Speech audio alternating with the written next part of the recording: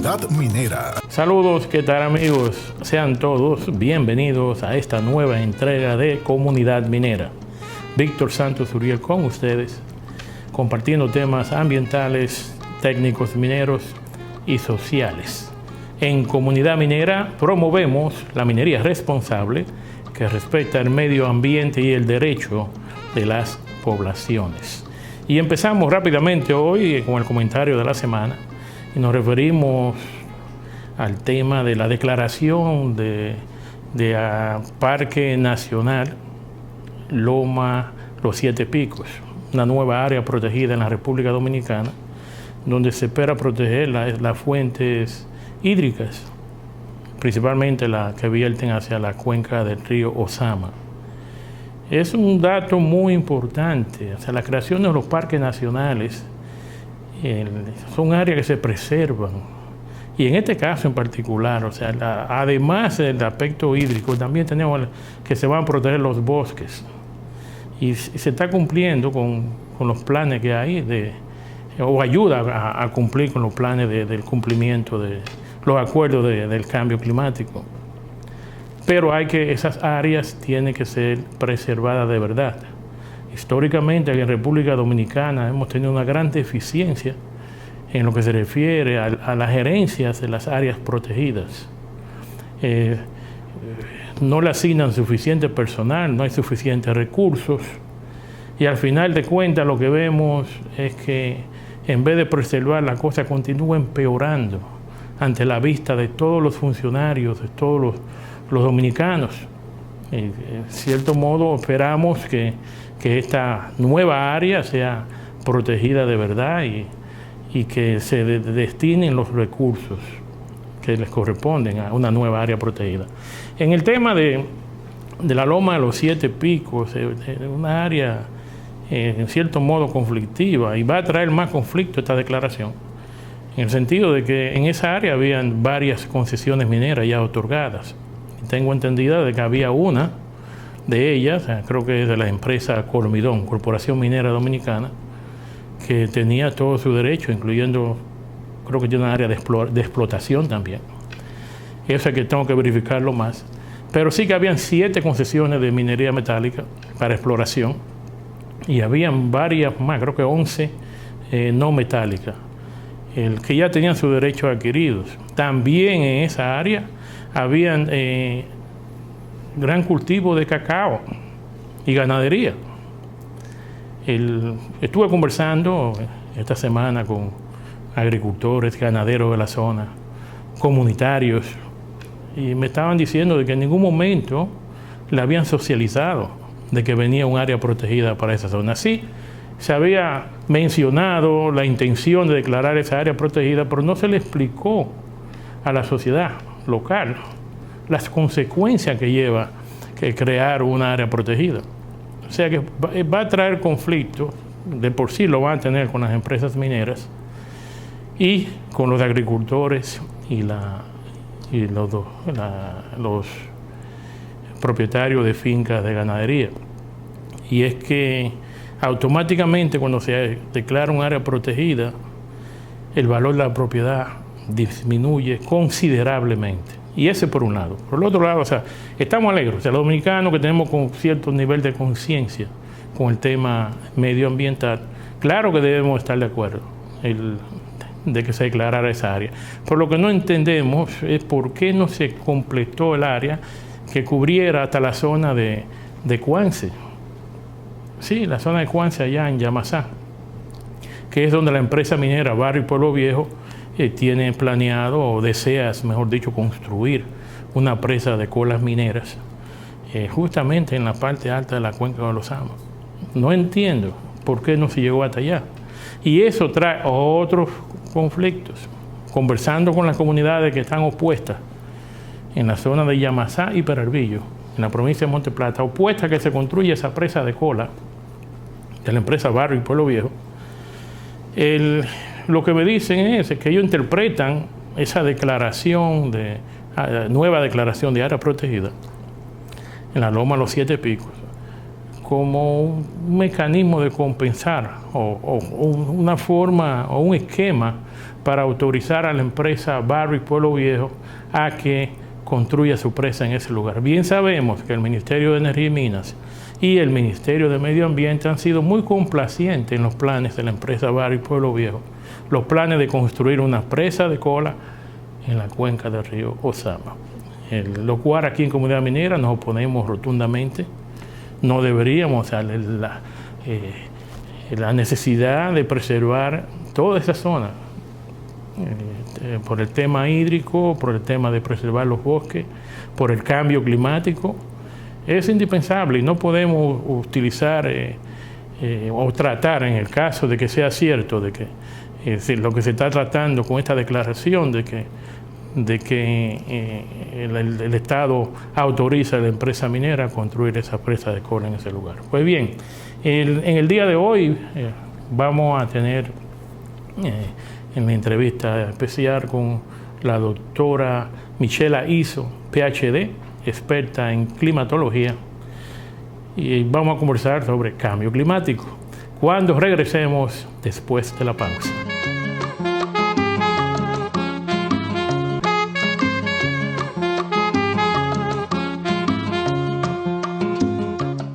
De regreso en Comunidad Minera, hoy tenemos en la entrevista central a la doctora Michela Iso, que es especialista en climatología, y la hemos invitado para conversar sobre el tema de cambio climático y los impactos, aspectos históricos. Saludos, ¿cómo está Michela? Saludos, Víctor, muchas gracias por invitarme.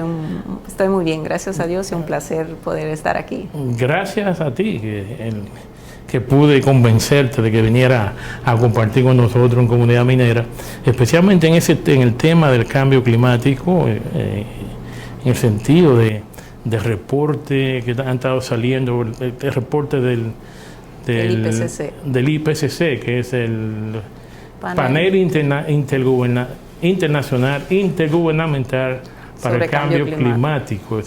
Debieran de cambiarle ese nombre.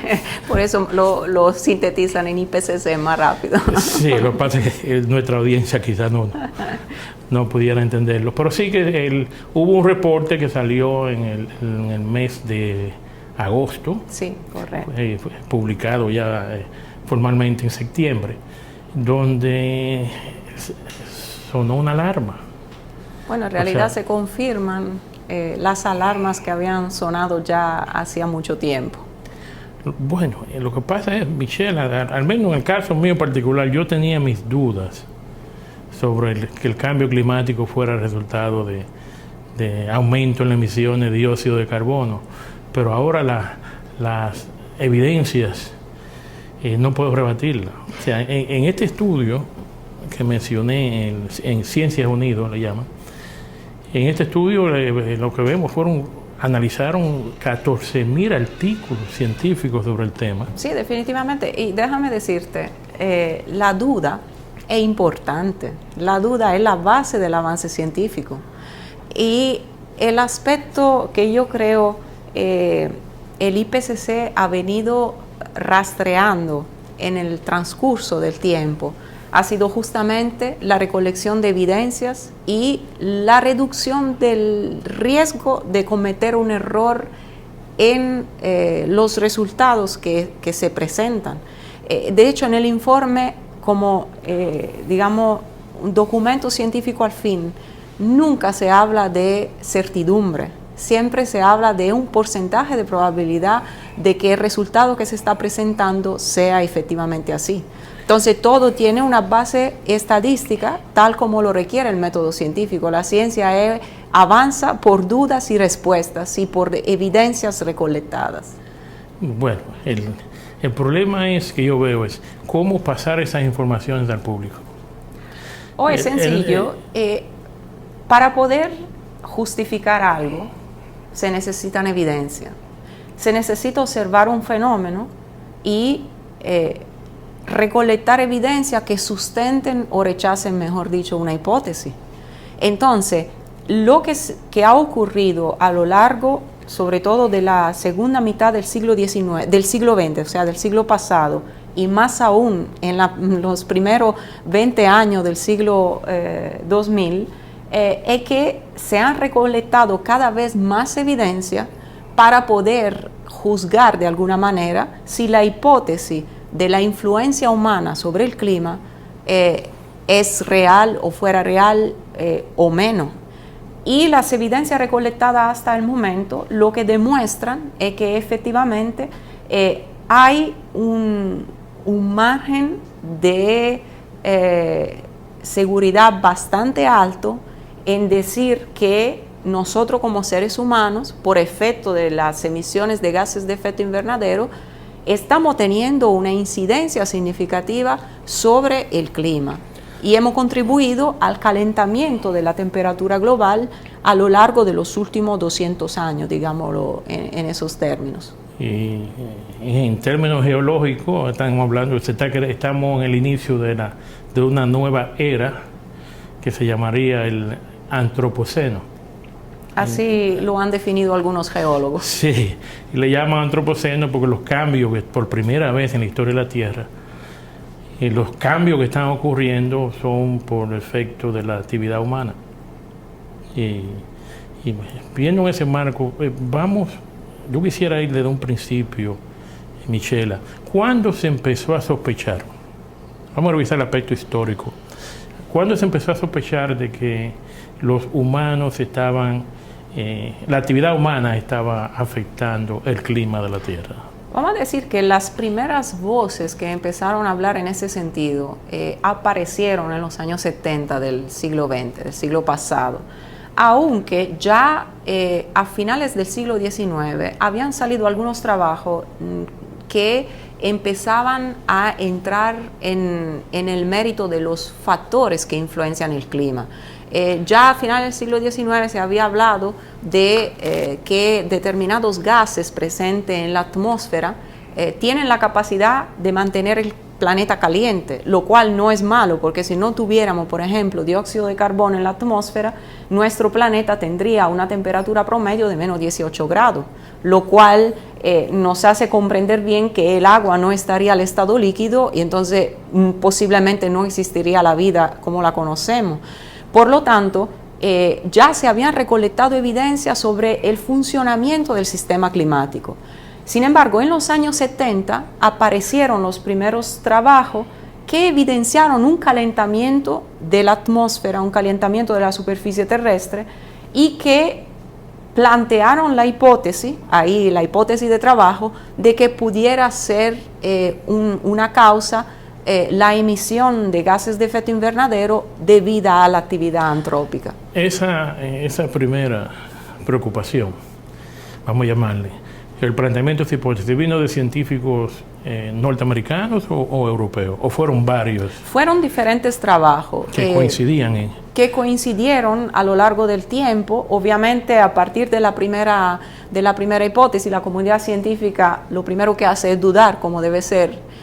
Y luego se multiplicaron estudios sobre series históricas de temperatura y lluvia, acompañados de otras evidencias, porque uno de los temas es, digamos, qué relevancia puede tener el calentamiento sobre el cual, digamos, eso sí se puede decir que no hay duda, o sea, casi un 100% de nivel de probabilidad estadística se puede afirmar que el planeta se ha venido calentando en los últimos 150, 200 años.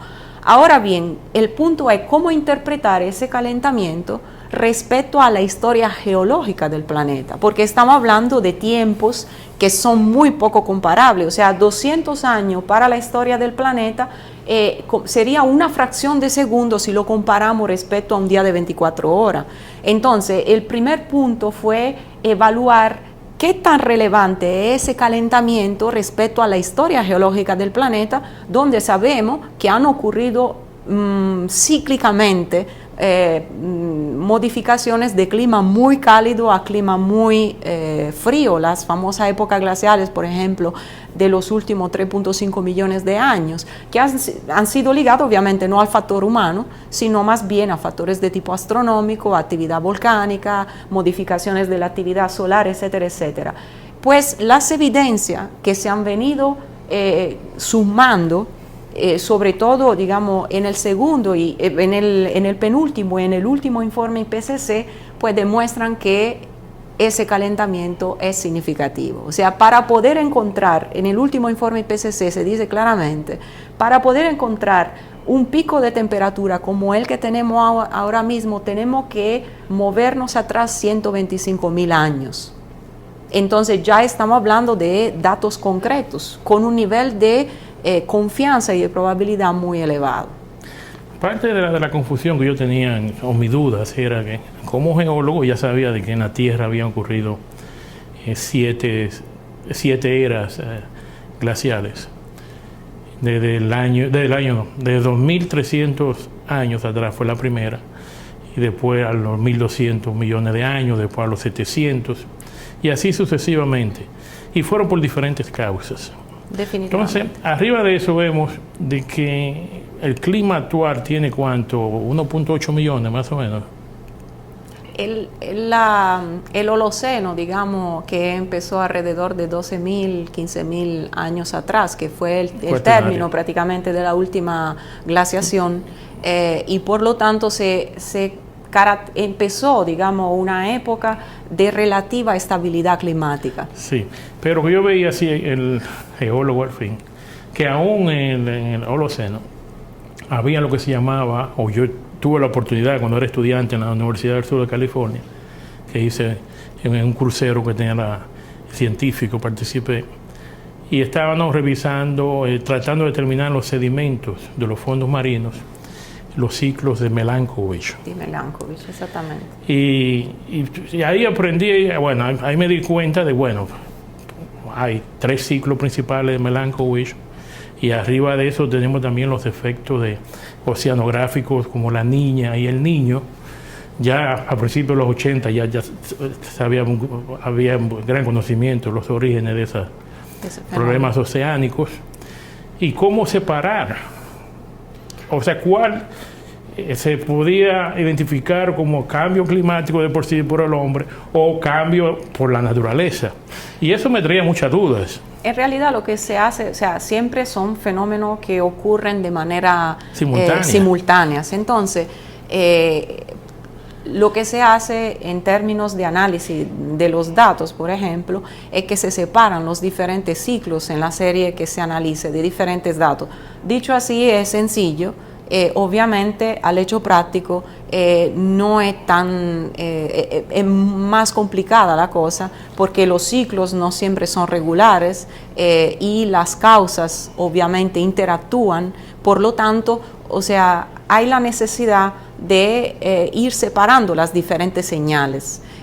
También con enfoque de tipo comparativo, aplicando diferentes técnicas y analizando también diferentes tipos de datos, porque cuando hablamos de los últimos 150 o 200 años, podemos hacer referencia a serie medida de temperatura y lluvia, pero para épocas anteriores tenemos que hacer necesariamente referencia a técnicas indirectas, basándonos, por ejemplo, en análisis de sedimentos, de polen, de núcleos de hielo que atrapan burbujas de aire de la atmósfera antigua. Por lo tanto, o sea, la ciencia climática es una ciencia muy compleja, donde muchos factores interactúan y, por supuesto, poder definir cuál es el factor que domina sobre los demás no es tan inmediato. De hecho, nos ha tomado del 1970 al 2020, estamos hablando de más de 50 años, que nos han acercado, digamos, a poder aportar evidencia cada vez más contundente de que sí, el factor humano está teniendo una incidencia significativa.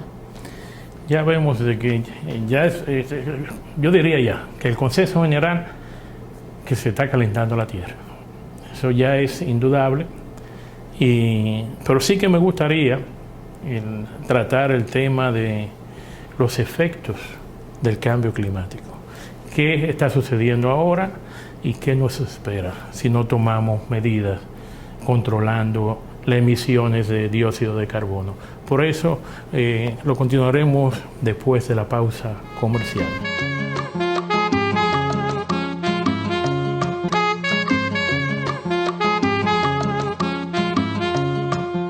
De regreso en Comunidad Minera, hoy conversando con la doctora Michelle Aizo, experta en climatología, y estamos tratando el tema del cambio climático. Ya sentamos las bases científicas, en cierto modo, en el segmento anterior, y ahora vamos a ver cuáles son los efectos que está ocurriendo con el clima en el planeta Tierra actualmente, las consecuencias, qué está pasando y qué va a suceder si no tomamos los pasos necesarios para controlar las emisiones del dióxido de carbono y cómo mitigar el calentamiento global. Empecemos con las causas. Las causas las hemos venido comentando rápidamente ahorita. Son las emisiones de gases de efecto invernadero a la atmósfera, prevalentemente por quema de combustibles fósiles, o sea, a través de la quema del petróleo en todas sus componentes o formas, lo que emitimos a la atmósfera, el carbono que estaba almacenado en forma líquida o en los sustratos rocosos. Y eso hace que la atmósfera, desde el comienzo de la segunda revolución industrial en adelante, se ha venido enriqueciendo de dióxido de carbono, que es un gas que tiene la capacidad de mantener, atrapar el calor emitido por la Tierra. O sea, en términos muy llanos, el Sol, la radiación solar alcanza la superficie terrestre, la Tierra absorbe prevalentemente radiación de tipo luminoso, de la banda luminosa, y emite nuevamente una radiación que es en forma de calor, de longitud de onda más larga, y por lo tanto esa radiación de onda más larga, que es calor, queda atrapado por la presencia de esos gases de efecto invernadero, de los cuales el dióxido de carbono es el principal. Obviamente, por efecto del incremento del dióxido de carbono en la atmósfera, pasó o está pasando a la Tierra lo mismo que pasa cuando nosotros en lugar de un abrigo nos ponemos 10 encima. O sea, empezamos a sudar y a calentarnos porque el mismo calor de nuestro cuerpo no se disperde hacia afuera, sino que se queda atrapado a la superficie. Y eso es lo que está ocurriendo al planeta. La quema de combustibles fósiles es solamente una de las causas que han contribuido al calentamiento del planeta, pero hay muchas otras actividades humanas. Por ejemplo, la ganadería, uno de los principales emisores de metano, que es otro importante gas de efecto invernadero. En época reciente, los clorofluorocarburos, que son compuestos químicos totalmente artificiales, porque no existían anteriormente en la naturaleza, que se usan en la refrigeración, etcétera, etcétera, etcétera, y aparte de dañar la capa de ozono, son poderosos gases de efecto invernadero. Eso ha hecho que desde 1850 hasta el día de hoy, la temperatura promedio del planeta se haya incrementado de 1.2 grados Celsius, con un rango de incertidumbre, pero eso es el promedio. Y eso es muy crítico.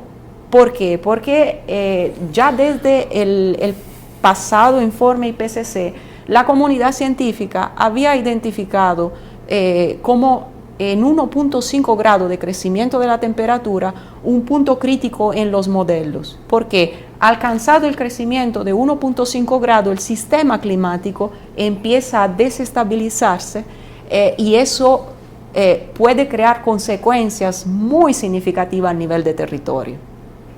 Lo que estuve leyendo en el reporte de COP26, de que se están acelerando los procesos. Definitivamente. Aún con siguiendo los pasos acordados en el Acuerdo de París. Y hay que decir que los compromisos que se tomaron luego del Acuerdo de París con la famosa contribuciones determinadas a nivel nacional, con las cuales cada país se compromete a una reducción de las emisiones de gases de efecto invernadero, con todos los compromisos tomados por todos los países que firmaron el Acuerdo de París, no se lograba alcanzar como quiera la meta de 1.5. y los eventos que han ocurrido desde 2015 hasta ahora han demostrado que las emisiones, en lugar de reducirse, han seguido creciendo. Yo estoy esperando para este año a ver si el 2021 ha sido el año más caluroso, o al menos en República Dominicana. Yo lo he sentido como el más caluroso. Y los registros demuestran eso. En gran parte de las áreas continentales, el 2021 ha sido uno de los años más calurosos. Y el tema, lo que creo ha resultado evidente en el 2021 ha sido el tema de los extremos de temperatura y precipitación, que han seguido, digamos, demostrando, sí, han seguido el patrón que se había de alguna manera previsto en los modelos y excediéndose, porque uno de los comentarios que hicieron varios científicos es que lamentablemente la resolución de los modelos, tanto espacial como temporal, no es suficiente para captar esos eventos extremos que pero sí ya se están verificando en el territorio. En otras palabras, en cierto modo era como una teoría. Por ahora esos eventos están ocurriendo más frecuentes y más fuertes. Es suficiente ver lo que ha pasado, por ejemplo, con las temperaturas en el verano en Canadá, en Estados Unidos, en muchos países del norte de Europa. Y que de las inundaciones en Europa y en China. Exactamente. Entonces, esos eventos que se clasifican como extremos porque en los registros históricos ocurrían una vez cada cierto tiempo, ahora se están volviendo casi la normalidad. Y van a ocurrir cada vez más frecuentemente, mano a mano que la temperatura del planeta anda calentándose. Lo que estoy viendo es que en ese reporte, nuevamente, el COP26, indica claramente de que sí, tenemos que tomar medidas extremas, que va a significar una gran sacrificio en el aspecto económico de todos los países del mundo. Va a haber un cambio social. Pero lo que tenemos que entender, Víctor, es que a final de cuentas lo que está en juego no es la sobrevivencia del planeta. O sea, lo que tenemos en juego es si nosotros como especie humana vamos a poder seguir subsistiendo, porque la Tierra ha recorrido 4.500 millones de años y tiene en la historia del sistema solar otros 4.500 millones de años y ha sobrevivido a catástrofes mucho mayores que la del virus humano. Entonces, lo que tenemos que entender es que se necesita tomar medidas para que nosotros como sociedad humana y como especie humana podamos seguir subsistiendo en el planeta. Porque yo veo que esa medida cuesta mucho dinero. Esta semana salieron una declaración del vicepresidente del Consejo Nacional para el Cambio Climático, y ofreció una cifra que me preocupó, en el sentido de que está hablando de se necesitarán 8.700 millones de dólares para poder cumplir con los acuerdos del cambio climático. Sí, pero el tema es también otro, Víctor, que nosotros seguimos evaluando nuestras economías y la salud de nuestras economías todavía solamente en base al Producto Interno Bruto. O sea, no estamos evaluando qué tan valor tienen los recursos ambientales y el buen vivir, o sea, condiciones de vida apropiada y digna para toda la población humana.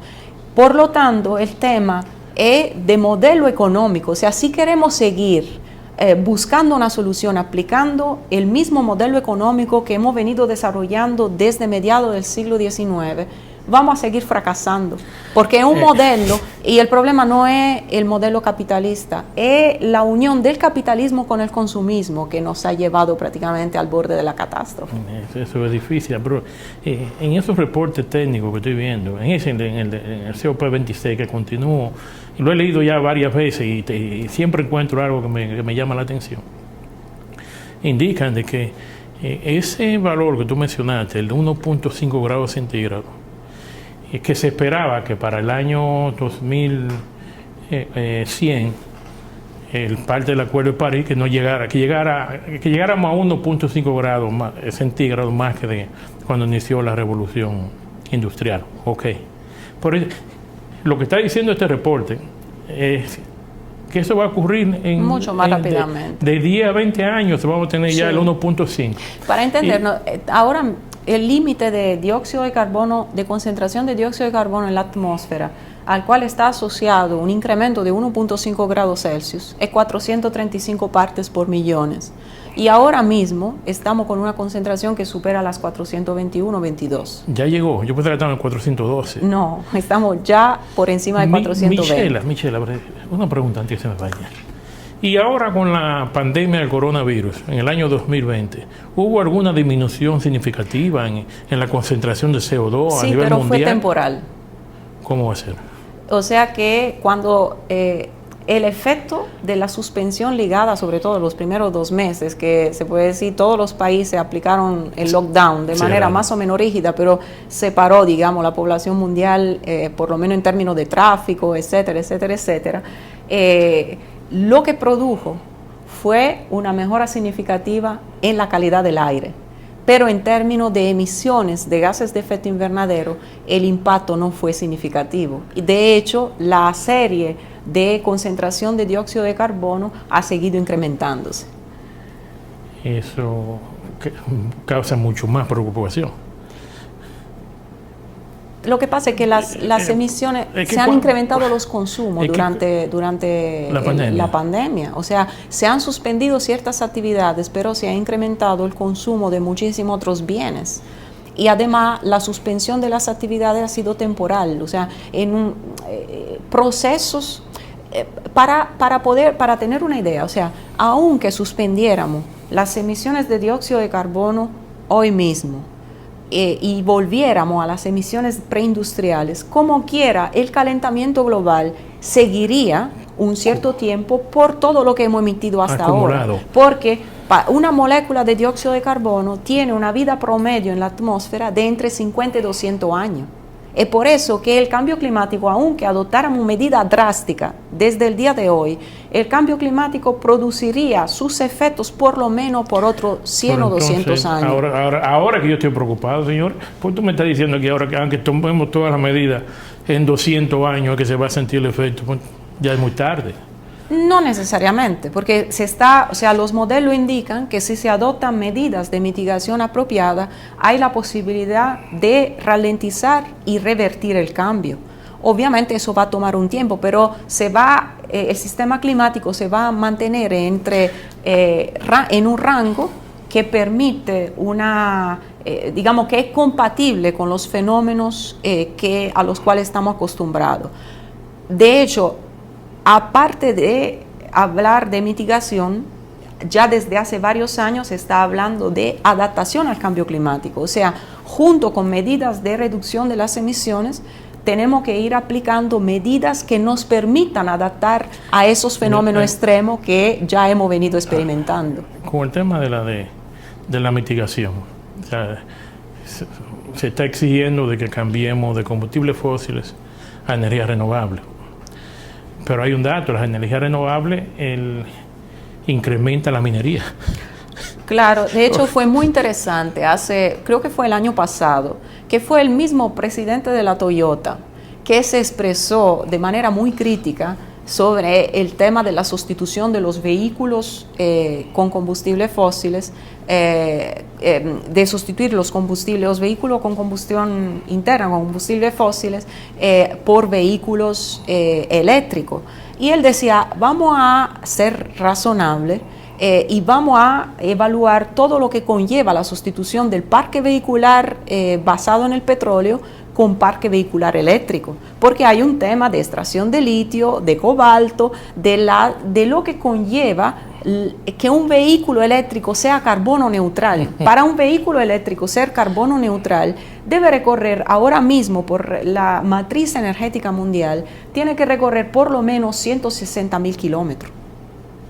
Entonces, eso tampoco quiere decir que vamos a demonizar los vehículos eléctricos, no. Lo que pasa es que la solución tiene que ser integral y tiene que venir de diferentes fuentes. O sea, no podemos sustituir un problema o solucionar un problema poniendo otro. No, y yo he notado en otros países donde hay más carros eléctricos que aumenta el consumo de la electricidad.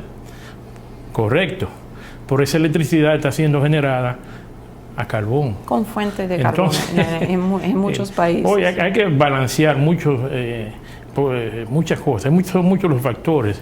Yo siempre digo que no se puede buscar una solución sencilla a un problema complejo. Y sobre todo, repito, tenemos que poner en discusión el modelo, porque si usamos el mismo modelo consumista, pues el problema nada más se mueve de los vehículos con combustión interna a los vehículos eléctricos, y como quiera estamos siguiendo un patrón de consumo. Todavía nadie ha puesto en discusión el tema de la obsolescencia programada, que todavía se sigue aplicando en el tema de todos los equipos que usamos todos los días. Entonces, lo que se necesita, si queremos enfrentar la problemática del cambio climático de una manera apropiada y más efectiva, es un mínimo de coherencia y honestidad intelectual que está faltando. Michela, tenemos que irnos a una pausa y regresaremos en breve.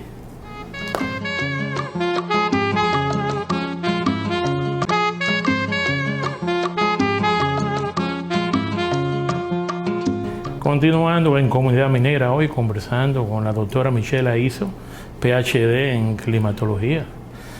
Y estamos tratando el tema del cambio climático y qué urgencia tiene el mundo, o sea, todos los seres humanos, de adaptarse, de crear un programa que sea efectivo en la disminución de la generación de los gases de invernadero y también en la mitigación del cambio climático. Ya sabemos, ya mencionamos ya las causas del aumento de la temperatura que genera el calentamiento global. Esos dos términos traen confusiones. En varios lugares lo usan como sinónimo. El cambio climático, en realidad el cambio climático es efecto del calentamiento global, o sea, la superficie del planeta se calienta y las consecuencias son las modificaciones del clima en todos sus aspectos. En todos los aspectos. Pero el día 31 de octubre se va a empezar una reunión del panel intergubernamental. El 12 de noviembre, la COP26, la conferencia de las partes en Glasgow, cierra. Sí, sí, el 31 empieza y cierra el 12 de noviembre, donde se van a reunir todos los países que han firmado el Acuerdo de París. Y ahí van a trazar las políticas que se va a hacer, pero con la urgencia que hay ya, como los datos científicos están señalando, va a haber cambios significativos, porque de continuar como estamos elaborando, según el reporte, ya para el 2030 hay consecuencias, para el 2040, 2050, hasta que vaya un momento en que es lo que le llaman la cascada. Sí, efecto cascada, donde si llegamos a ese nivel que están prediciendo sería entre 2050 y 2060, si llegamos a ese efecto ya no hay nada que hacer, o sea, por más que tratemos. Pero ahora todavía hay una oportunidad, sí, definitivamente, de cambiar los hábitos, las economías del mundo y tratar de solucionar el problema con las emisiones y tratar más con las mitigaciones, porque hay un tema, el tema del aumento del nivel del mar. Y no solamente eso, es uno de los factores. Por ejemplo, el último informe IPCC señala que el nivel del mar ha crecido 20 centímetros desde cuando se tienen mediciones, y eso ha sido un fenómeno global.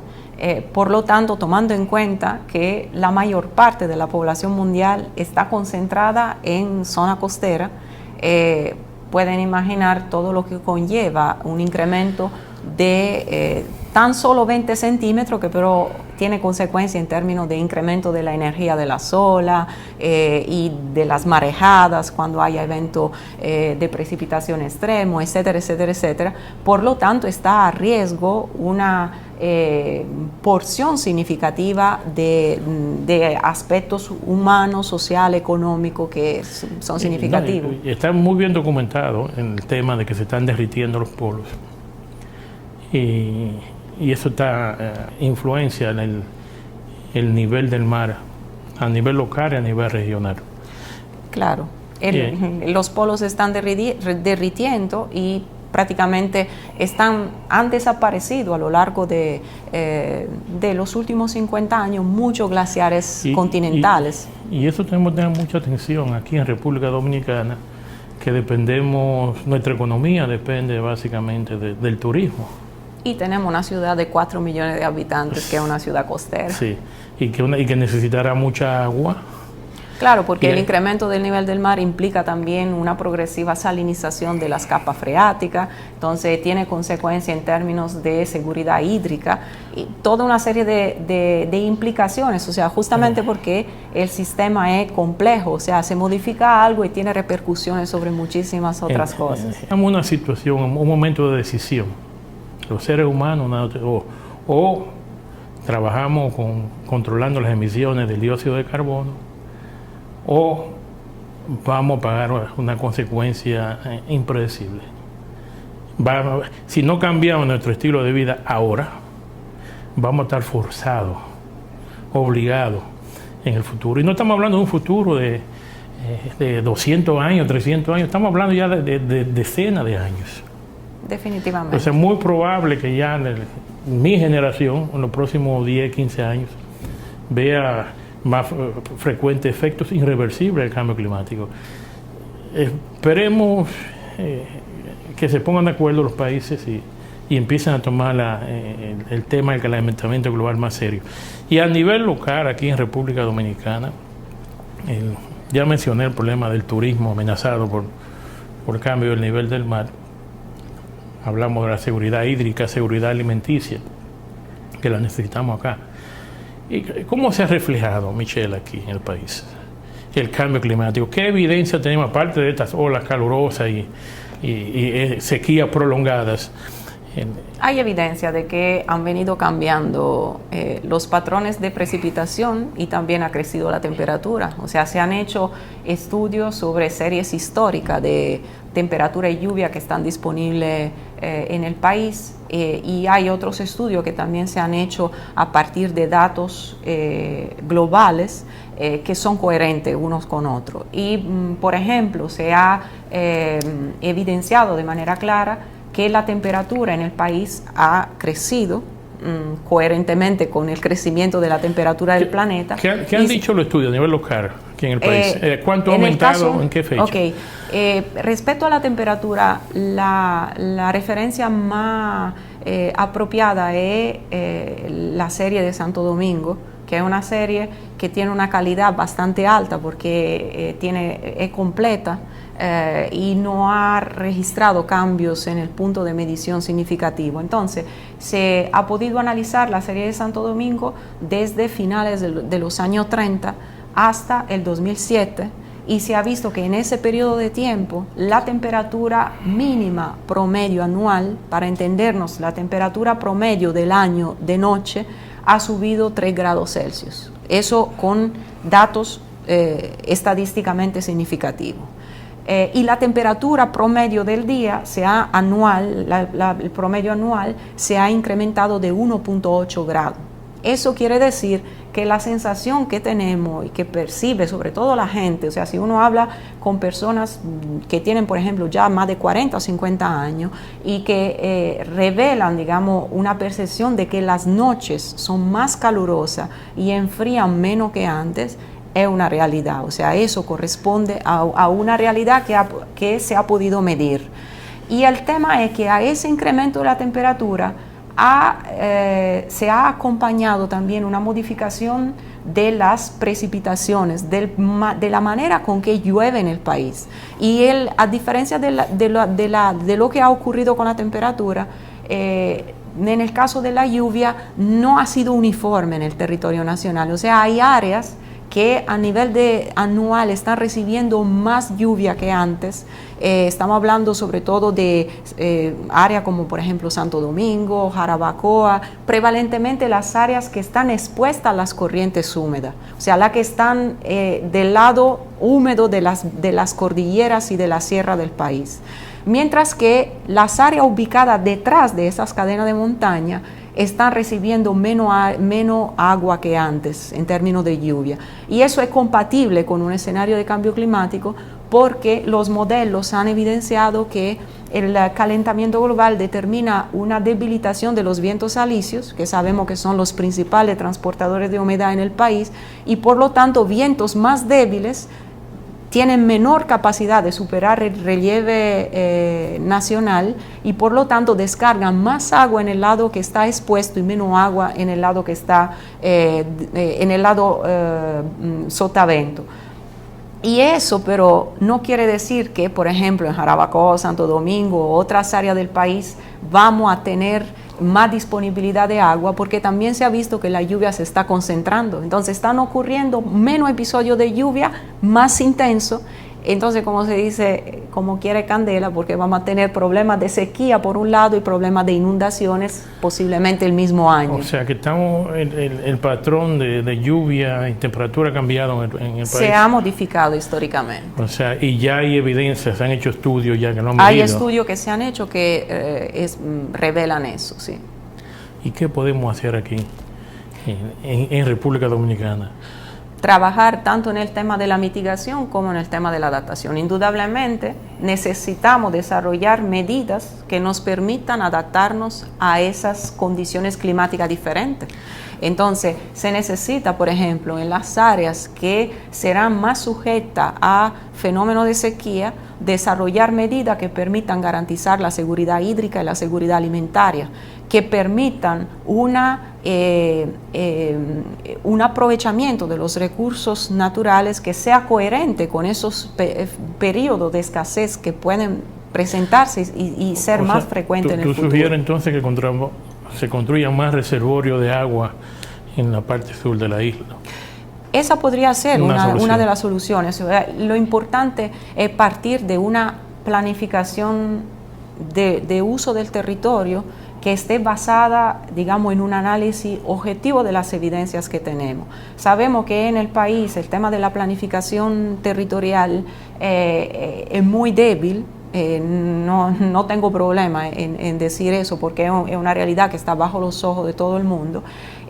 Necesitamos fortalecerlo y trabajarlo de una manera técnico-científica, o sea, contar con instrumentos que nos digan qué es más apropiado y luego a partir de esas informaciones sentarse en una mesa de negociación donde entran en juego diferentes intereses, pero que la solución que se pueda aplicar esté basada en evidencia y, digamos, se reduzca las imposiciones de poderes, porque eso es lo que ocurre frecuentemente. Hay un dato que no sé si tú lo tendrás disponible. ¿Cuál es el aporte de CO2 de la República Dominicana? El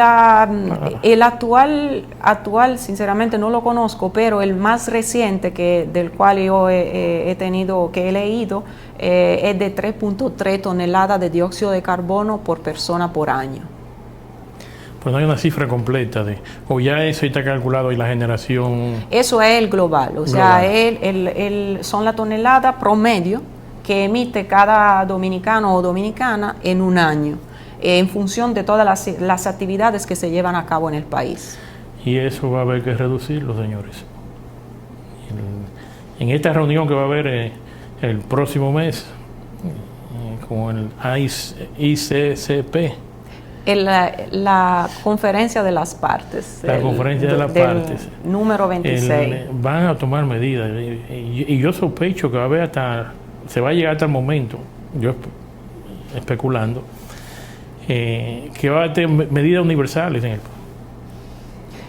Es necesario que se tomen medidas, o sea, que se salga, como dijo Greta Thunberg, del bla, bla, bla, y que se empiecen a aterrizar medidas concretas. Y creo que el esfuerzo tiene que hacerse en el sentido de sentirse parte de una ciudadanía global, porque todavía estamos razonando con esquemas muy nacionalistas, muy enfocados en la economía de cada país, la realidad de cada país, y al final de cuentas estamos en la misma situación problemática y necesitamos razonar en términos globales, o sea, pensar en el fenómeno de la globalización no solo desde el punto de vista de la comunicación, de la tecnología, etcétera, etcétera, etcétera, sino por fin llegar a una globalización de la sociedad humana desde el punto de vista político y social. Como yo te dije inicialmente, el problema es el económico.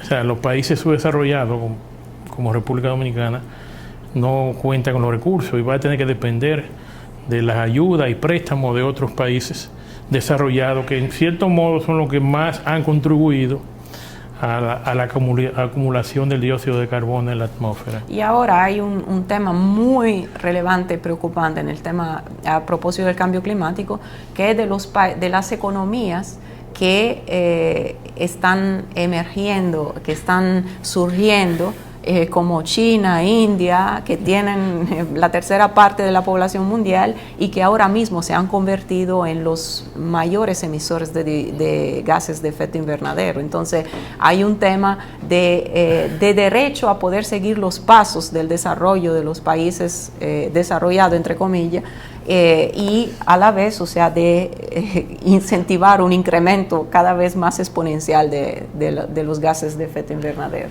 Michelle, hemos llegado al final del programa y quiero agradecerte que haya venido a Comunidad Minera. Muchísimas gracias a ti, Víctor, como siempre, y a Comunidad Minera por tenerme.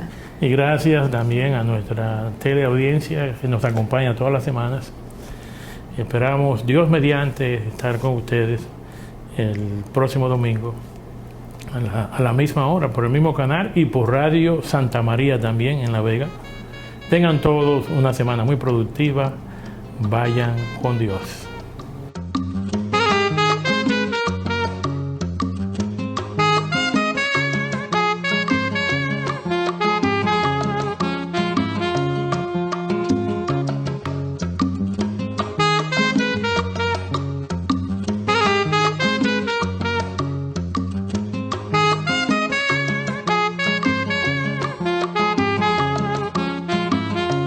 Comunidad Minera.